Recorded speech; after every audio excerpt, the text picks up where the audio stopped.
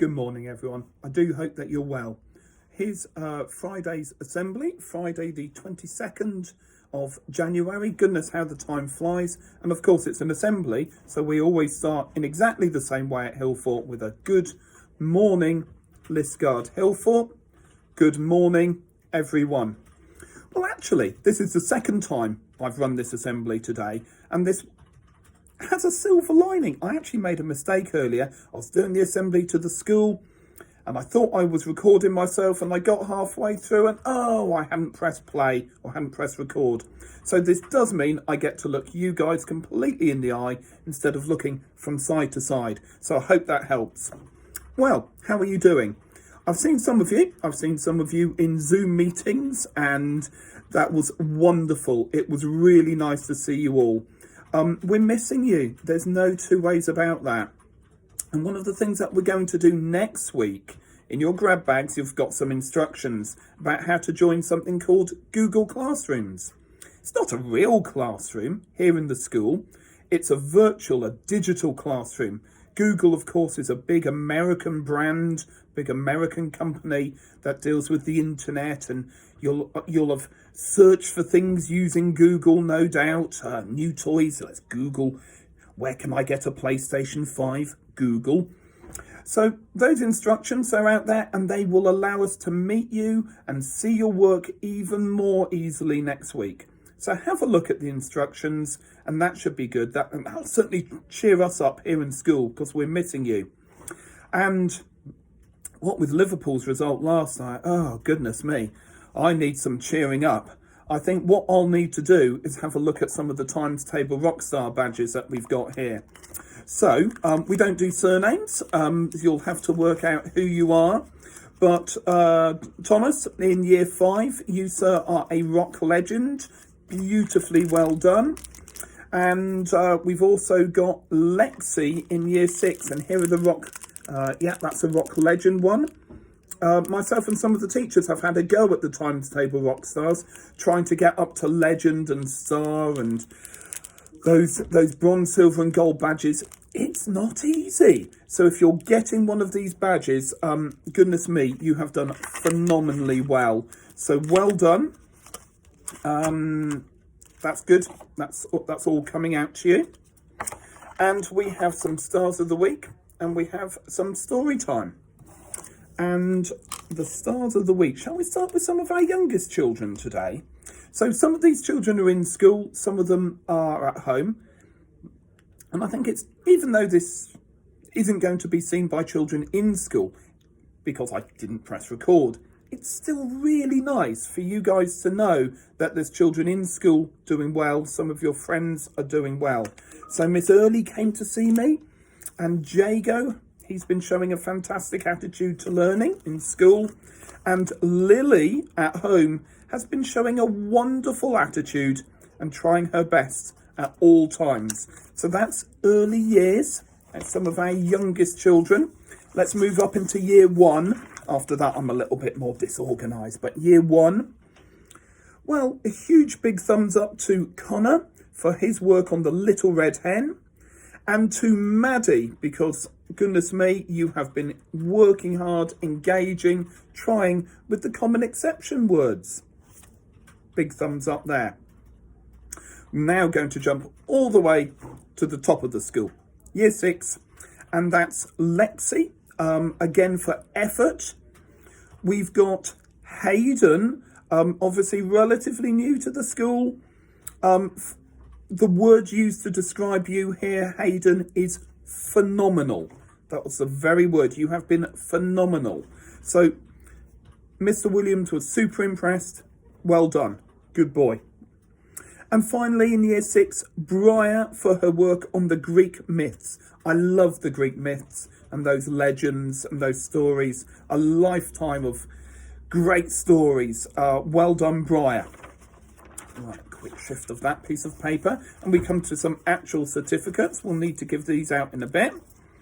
And they're all upside down. Come on, Dr. Cook, get yourself sorted. Well done in year 4 to Merin for outstanding work at home. We'll pop that in your grab bag in a little bit. To Jack for having the same attitude in school as before lockdown. That's from Miss Powell. Miss Colwell has spotted Ethan this week for phenomenal engagement with home learning. Seems to be the word of the day, doesn't it? Phenomenal. Miss Wade has plumped for young Noah for working hard on his handwriting. Should see my handwriting, Noah. I'm sure you could teach me a trick or two. Aliska, you are top of the tree as well from Miss Wade for fantastic phonics and maths. Great job. And Sean, I've seen some of your work from home. I'm not surprised to see this. Mrs. Wood has signed you up for fantastic engagement in that home learning. Huge. Well done. Maisie B, great job. That's from Miss Fox. Excellent attitude to learning.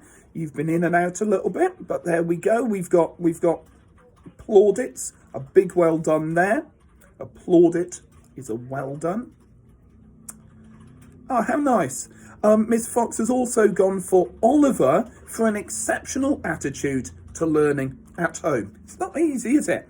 And especially if you're tempted to go off to the biscuit cupboard or the PlayStation or the football. It's not easy. So all of these awards, they're about attitude, aren't they? Our Hillfort key values. And both in school and at home from Mr. McGurr, Peter, you have shown an exceptional attitude. And then the last couple, these are from Miss Larkham and Mr. Larkham and Mrs. Best. We go Kyla for producing fantastic work at home. To Maddox for a superb attitude to all areas of learning. And to Alfie for a positive attitude to home learning, great effort, and a smile every day on Zoom. Whew. Goodness me, I'm going to put those carefully to one side. I will get round the school, give those out, but I think that's got to be worth an extra scoop of ice cream or something. Who knows? You know how much we like reading in Hillfort. If you do nothing else at home, and I know you're doing so much more, but always get your bedtime stories in. Don't forget the bedtime stories. They're being put on the internet, especially for the infant school. Put on our webpage. They're going to be there. I'm going to do a couple at the weekend. We've already got a few loaded. Bedtime stories next week. And I'm going to read a short story here, again, from our Storytime magazine. And this is Baloo's Birthday. And these stories are from The Jungle Book by Rudyard Kipling. And if you ever get a chance to read any of Kipling, but especially The Jungle Book, I know there's a couple of films that have been made, but if you get the chance to read The Jungle Book, it's a great read, a classic read, it's wonderful. Please do. And what you need to know in advance is that Mowgli is a little boy, and we'll work out who Baloo is as we go. It was a summer's day in the jungle. Bit difficult to imagine today. And Mowgli was up early. His friend Baloo had asked him to come to the Great Cliffs because he had a special surprise to share. As Mowgli got close to the cliffs, he heard a loud noise, a crashing and a bashing and a yowling, mixed with a very strange bzzing sound. Suddenly, a great big shape burst out of the bushes ahead of him. It was hairy and sticky and leafy and seemed to be surrounded by a cloud of bees. Mowgli realised that this monster was actually his friend Baloo, but he was covered in leaves, bees and yellow sticky stuff. I wonder, let's just take him. What could Baloo be? He's a big monster. He's being chased by some bees. He's got some yellow sticky stuff on him. I wonder if you can think of any other books that have creatures that love yellow sticky stuff that's sticky. I wonder if that's honey. I wonder what creatures like honey. I wonder if you're thinking of of Winnie the Pooh. That would be a good guess. It's not Winnie the Pooh. And we all know that Winnie the Pooh's not an actual poo. He's a bear. And so is Baloo. Here he is, smiling away. That's the illustration, the picture of Baloo. His friend Baloo the bear is being chased by some bees. Baloo, what happened to you? Shouted Mowgli. Baloo yowled and cried out, Man cub, is that you? I found a tasty honeycomb that I wanted to share with you, but when I tried to grab it, I got covered in honey, and the bees who made it tried to sting me. Luckily, Baloo's thick fur stopped him from getting badly stung, but he was still sore and upset. Mowgli thought quickly. Follow me, big bear, he shouted, and sprinted downhill towards the river. Baloo ran after him, and they dived into the cool, fast-moving water ahead. Mowgli could hear a roaring sound ahead, and the current got stronger, and before the two knew what was happening, they were washed over a waterfall into the deep pool beneath.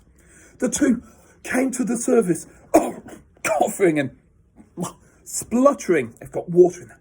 And when they saw each other, they burst out laughing.